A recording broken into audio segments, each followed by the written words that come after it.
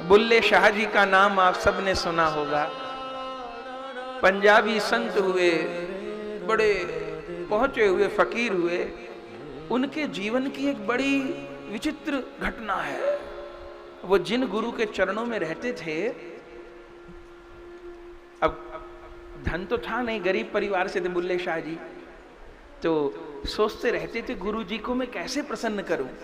और लोग आते हैं, धन लेके आते हैं, वस्त्र लेके आते हैं, सामान लेके आते हैं, अब मेरे पास उतनी व्यवस्था नहीं, मैं क्या करूं। तो देखे गुरु जी को क्या पसंद है। तो उनके गुरु जी को सारंगी सुनना पसंद था, सारंगी सुनना पसंद था। तो बुलाते थे सारंगी सुनने, कभी बड़े बड़े वादक आते थे। तो बुल्ले शाह जी सोचे कि मैं सारंगी बजाना सीख लूं तो आनंद हो जाएगा। अब कहां सीखूं, पुराना समय बहुत खोजे, जो बड़े बड़े वादक थे अब वो पैसा मांगते थे सिखाने का, तो कैसे हो। तो पता किए, तो पता चला फला नगर में एक किन्नरों की मंडली है। किन्नर तो समझते हैं आप, किन्नरों की मंडली है। तो वो किन्नरों की मंडली में एक किन्नर सारंगी बजाना जानता है। वहां पहुंचे, हमको सारंगी सिखा दो। बोले क्यों सिखा दे, हम तो केवल किन्नरों को रखते हैं। क्या कहना, बुल्ले शाह कुछ दिन के लिए गायब हो गए और किन्नर का रूप बना लिए। और उन किन्नरों की मंडली में शामिल हो गए। किन्नरों के पैर दबाते थे, भोजन बनाते थे, कपड़ा धोते थे। जब वो लोग गाने बजाने जाते थे तो उनका सामान उठा के चलते थे। और वो जो सारंगी बजाना जानते थे किन्नर, उनसे सीखते थे। धीरे धीरे धीरे धीरे सारंगी सीख लिए। 1 बरस तक रहे किन्नरों के साथ।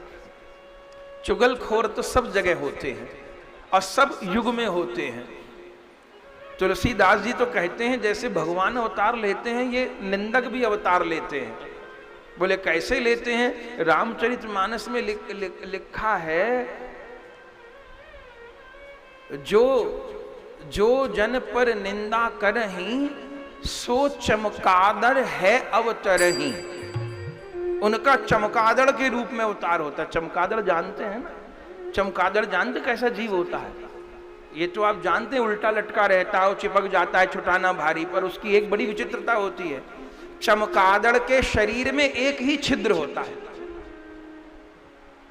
समझ गए, एक छिद्र होता है शरीर में। भोजन भी उसी से करता है और मल भी उसी से त्यागता है। इससे घृणित योनि तो नहीं हो सकती ना, कि उसी स्थान से भोजन करे और मल भी वहीं से त्यागे। चमकादड़ के शरीर में एक छिद्र होता है। जो वैष्णव निंदा करते हैं, गुरु निंदा करते हैं, साधु की निंदा करते हैं, आचार्य ग्रंथ की निंदा करते हैं, उनको चमकादड़ की योनि प्राप्त होती है। ये हम नहीं कह रहे, रामायण में लिखा है। से चमकादड़ है अवतर ही, चमकादड़ के रूप में जन्म लेते हैं वो लोग। चुगलखोर तो सभी जगह होते हैं। चलो अच्छा है। चरणदास जी तो कहते हैं मैं तो सवेरे उठ के निंदकों को प्रणाम करता हूं। क्यों। बोले मेरी मां तो मेरा मल हाथ से साफ करती, लेकिन ये निंदक तो अपनी जीभ से मल साफ करते हैं मेरा, मेरे अवगुणों का बखान कर करके और मेरे सारे अवगुणों का हरण कर लेते हैं। चुगलखोर गुरु जी के पास पहुंच गए। गुरु जी क्या हुआ। वो बुल्ले शाह, हाँ बहुत दिन से देखा नहीं, कहां है, कहां चला गया। मत पूछिए, भ्रष्ट हो गया, भ्रष्ट। अरे हुआ क्या। किन्नरों के संग नाचता गाता बजाता है, धंधे वाला बन गया है, वो भी किन्नरों के साथ। अच्छा, अब भीतर से तो गुरु प्रसन्न होते हैं, लेकिन कलश को बहुत सुंदर बनाना है, इसमें बाहर से चोट मारते, इसलिए गुरु की चोट से कभी डरिएगा नहीं। एक तो वो चोट ही किसी भाग वाले को मिलेगी, और डर गया तो खत्म हो जाएगा सब खेल। चोट पड़ती है सहना, पर हाँ भीतर हाथ संभाले रखते हैं, फिर चोट मारते। और गुरु गढ़ना चाहते हैं, गढ़ना चाहते हैं गुरु। तो भीतर से तो प्रसन्न थे। बाहर से किसी ने कहा कि बुल्ले शाह तो किन्नरों, अरे अरे किन्नरों के साथ रहने लग गया, अरे ये तो बहुत बुरा हुआ। लोग कहने लगे देखो गुरु कितनी इसकी चिंता करते, इसकी कितनी निंदा करते हैं गुरु। 1 साल बीत गया। गुरु तो जानते थे भीतर से तो तत्व प्रसन्न था, पर बाहर से तो कोई बात नहीं। 1 साल बाद बुल्ले शाह आए, सब लोग बैठे थे, सबको लगा गुरु जी धक्का मार के निकालेंगे, किन्नरों के साथ रह आया।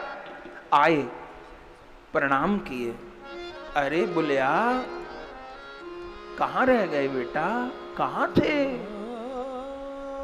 लोग कहते हैं किन्नरों के साथ रहने लगे हो। जी सब ठीक कहते हैं। क्यों? किन्नरों के साथ क्यों रहते हो? यहां अपना आश्रम है, यहां नहीं रह सकते थे। हे गुरुदेव, मैं आपको प्रसन्न करने की सोचता था, और तो मेरे में गुण नहीं है कोई, न तो धन है जो आपको सेवा में दे सकूं, न मन ही मेरा भजन में लगता है, साधन वादन कुछ होता नहीं मेरे से, और तन में भी कोई योग्यता मुझे दिखती नहीं जो आपको सुख दे सकूं। तो किन्नरों के पास क्यों गए? गुरुदेव, मैंने किन्नरों से सारंगी सीखी है, अब आपको सारंगी बजा के सुना।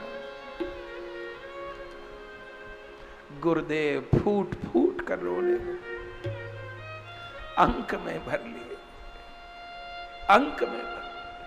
और उसी समय हाथ उठा के बोले, मैं विधाता को साक्षी मान के कहता हूं, मैंने जीवन में जो तपस्या की, जो भजन किया, जो साधन किया, वो सब मेरे बुल्ले शाह को मिले।